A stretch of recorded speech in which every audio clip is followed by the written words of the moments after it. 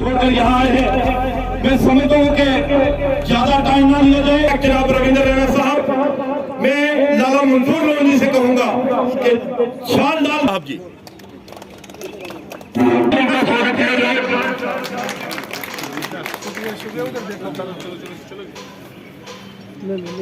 शुक्रिया शुक्रिया मेहरबानी जनाब।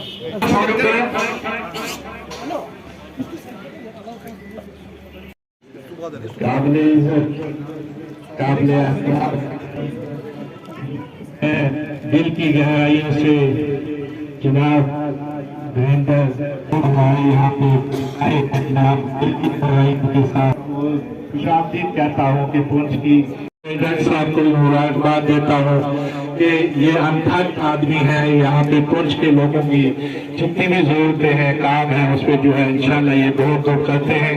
और उसके साथ साथ हमारे चिश्ती साहब यहाँ पे माशाल्लाह हमारे बुजुर्ग भी हैं और हमारे हौला लीडर भी हैं, इन्होंने भी गरीबों की बहुत बड़ी खिदमत की है। उसके साथ साथ हमारी जो इस वक्त स्कीमें चल रही हैं, जो हमारे इस वक्त हमारे जम्मू कश्मीर की डेवलपमेंट चल रही है, मैं पिछले 40 सालों में मैंने नहीं यहाँ पे देखी। यहाँ पे मैं खास तौर में शुक्रगुजार हूँ मोदी साहब का कि जो हमारे जो इतने टनल दिए, इतनी रोडें दी, इतनी सड़कें दी, आज हमारे घर घर में जो बीमार है वो अस्पताल की एम्बुलेंस घर जाती है उसके, और कहीं भी डेड बॉडी आती है वो घर जाती है। पहले हमारे 10-10 लोग मंजे पे उसको जो है 5-5 किलोमीटर यहाँ लाते थे शहरों में, अस्पतालों में। तो आज जो हमारी जो रोडें जो है, सड़कें जो है, तो वो बहुत डेवलप हो रही है। इतनी स्कीमें, जब मुझे कल जहांगीर साहब सरपंच बता रहे थे कल शाम को कि इतनी स्कीमें कि हमें खुद समझ नहीं आई कौन सी स्कीम जो है गाँव में लगाएं। वो पिछले आ रही है जिसका वो मकान IAY के इतने आए हैं कि जिसका कोई हिसाब नहीं है, हमें पता नहीं चलना कैसे करना। तो मैं जिन लोगों को पता है और जिन लोगों को पता है कि मोदी साहब की जो स्कीमें हैं इतनी है, वो तो आज आयुष्मान कार्ड की बात करूं मैं, आज मैं इस वक्त जो है कोई भी हमारा जो इस वक्त तक जो हमें जम्मू कश्मीर में जो भी मोदी साहब की जितनी भी स्कीमें हैं, सिर्फ हमें क्या है हमें पता नहीं है कि जिसकी वजह से हमें थोड़ा सा लगता है कि कहीं ना कहीं बाकी हिंदुस्तान हमारा बहुत बड़ा मुल्क है, कहीं छोटी मोटी अगर कोई मसले होते हैं।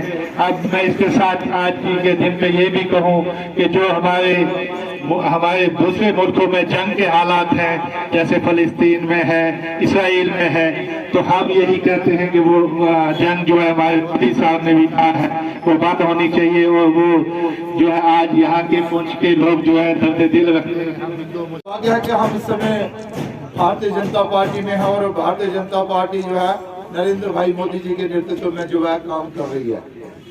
और जम्मू कश्मीर में भारतीय जनता पार्टी की बागडोर संभाली है हमारे प्रदेश अध्यक्ष अरविंद रैना जी ने।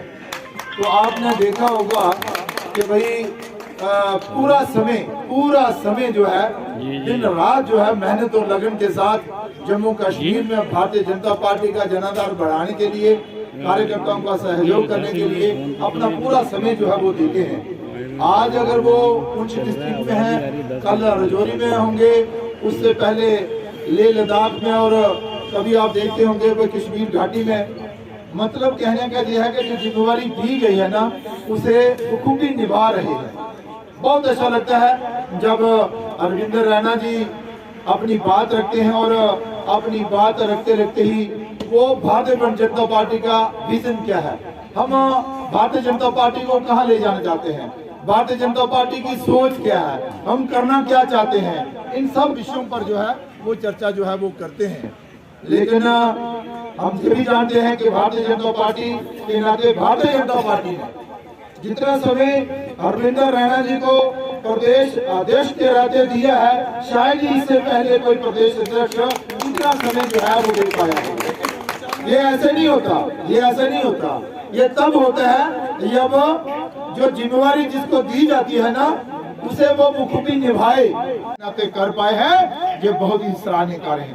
मैं अब यहाँ पर विकास कार्यों की अगर बात करूं, जैसे हमारे जिला प्रधान कह रहे थे, तो चर्चा बड़ी लंबी हो जाएगी। आपको पता है कि कुछ और भी सामाजिक कार्य जहाँ पर हैं हमें उसमें भी हिस्सा लेने हैं। लेकिन मैं इतना ही शब्द कहता हुआ कि हम सब एकजुट होकर अपने अरविंद रैना जी के नेतृत्व में यहाँ पर काम कर रहे हैं, भारतीय जनता पार्टी का जनाधार बढ़ा रहे हैं और आने वाले दिनों में भी सब एकजुट होकर काम करेंगे और भारतीय जनता पार्टी जिस स्थान पर पहुंचना चाहती है वहां पर पहुंचाएंगे। और विशेष तौर पर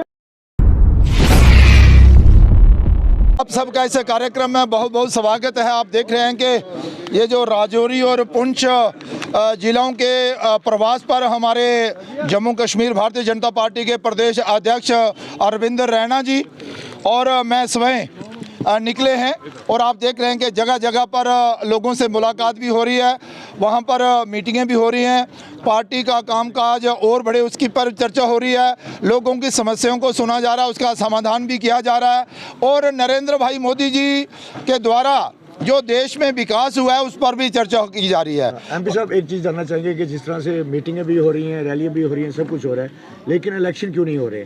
जम्मू कश्मीर की अवाम जो है वो बार बार किसी न किसी माध्यम से गवर्नमेंट से या चीख के कह रही है कि इलेक्शन करवाए जाए, क्यों इलेक्शन नहीं हो रहे? क्या भारतीय जनता पार्टी देखिए ये मीटिंगें की हार के बाद डर चुकी है, उसके बाद इलेक्शन नहीं हो रहे? एक बात मैं आपको बता दें, ये जो मीटिंगों का दौर और प्रवास का दौर जैसे ही खत्म होता तो इलेक्शन होगी, मीटिंगें होंगी तो उसके बाद ही इलेक्शन होती है भैया।